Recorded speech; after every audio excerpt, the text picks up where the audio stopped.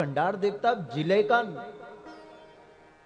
सबसे प्रधान देवता है। उत्तरकाशी का इस देवता की इतनी चलत है कि गंगोत्री जाता है तो गंगा माई के बगल में बैठ जाता है, यमुनोत्री जाता है तो यमुना माई के बगल में बैठ जाता है, केदारनाथ जाता है तो वहां भी बगल में बैठ जाता है, बद्रीनाथ जाता है तो जितना महत्व बद्रीनाथ का है उतना ही महत्व कंडार देवता का है। अगर बद्रीनाथ में बोलता बद्रीनाथ बोलता है तो हमारे उत्तरकाशी में बोलदा कंडार देवता आज भी प्रसिद्ध है। तो जितना महत्व बद्रीनाथ का है उतना ही महत्व कंडार देवता का है। तो हमने कहा जब बद्रीनाथ का महत्व इतना है तो कंडार देवता तू भी तो कोई कम थोड़ी है, इसलिए हमने कहा हम अंदर नहीं जाएंगे, हमने बाहर से ही प्रणाम किया। हमने कहा हम हमेशा तेरे पास आते हैं, कभी तू भी तो अपने पास हमको बुला। और उसके बाद हम पैदल चलते गए और ठीक 1-1.5 महीने बाद कंडार देवता समिति वालों का फोन आ गया। अमन बोले सचमुच लो दत्तम छंदी लो पाण।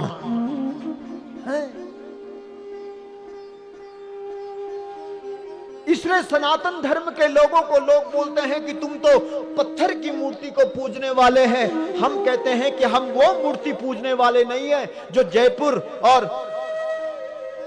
राजस्थान से मंगवा करके जिसकी हम पूजा करते हैं, वो ऐसी मूर्ति नहीं है। हम ऐसी मूर्ति को पूजने वाले हैं जो बोलदा बद्रीनाथ और बोलदा कंडार देवता है, जो आज भी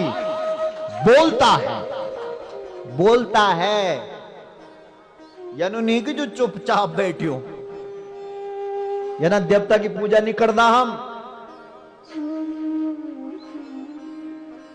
हम ऐसे देवता की पूजा करते हैं जो बोलता है। और अगर पता करना है तो जाओ, राजशाही सत्ता आज भी झुकती है इस देश के देवताओं के आगे। क्यों? जब राजशाही सत्ता थी उस वक्त बोलो, जब हल लगाने वाले व्यक्ति हैं, हल लगा रहा है खेत में और प्रकट हो गई क्या मूर्ति, कंडार देवता की मूर्ति प्रकट हो गई। और जैसी देवता की मूर्ति प्रकट हुई तो बोलते हैं कि जो भी चीज निकलती थी उस पर अधिकार किसका होता था? राजा का। राजा साहब को पहुंच गई वो मूर्ति, लेकिन राजा साहब ने कहा ये खंडित मूर्ति है, इसको सबसे नीचे करो। राजा की तो चलत है भाई, और फिर राजा की चलत क्यों नहीं होगी? क्योंकि बद्रीनाथ तो राजाओं का ही, बोलदा बद्रीनाथ, वो तो बद्रीनाथ की पूजा करने वाला है। हमारे बद्रीनाथ से ऊपर कोई हो सकता है क्या? आज भी बद्रीनाथ को पूरी दुनिया के लोग मानते हैं। राजा की अकड़ तो थी, राजा ने कहा मेरे बद्रीनाथ से ऊपर कोई हो सकता है क्या? लेकिन वाह रे वाह, कंडार देवता की मूर्ति सबसे नीचे और सभी मूर्तियां सबसे ऊपर। लेकिन सुबह जब देवालय का कपाट खुलता है तो गजब हो जाता है कि कंडार देवता की मूर्ति सबसे ऊपर। ये क्या चमत्कार हुआ!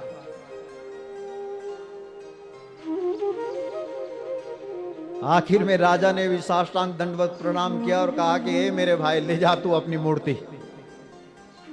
आज लगा पता कि केवल बद्रीनाथ ही बोलदा बद्रीनाथ नहीं है, बोलदा कंडार देवता भी है। ले जा। जितना महत्व बद्रीनाथ का होगा उतना ही महत्व कंडार देवता का होगा, ये राजा ने कहा। और आखिर में कंडार देवता पहुंच गया उत्तरकाशी, ये अपने स्थान पर पहुंच गया अपनी ताकत से, अपनी योग्यता से। इसलिए योग्यता होनी चाहिए। और देवता पहुंच गया, बोला कि मैं हल लगाते हुए प्रकट हुआ हूं, मैं ऐसे ही प्रकट नहीं हुआ हूं।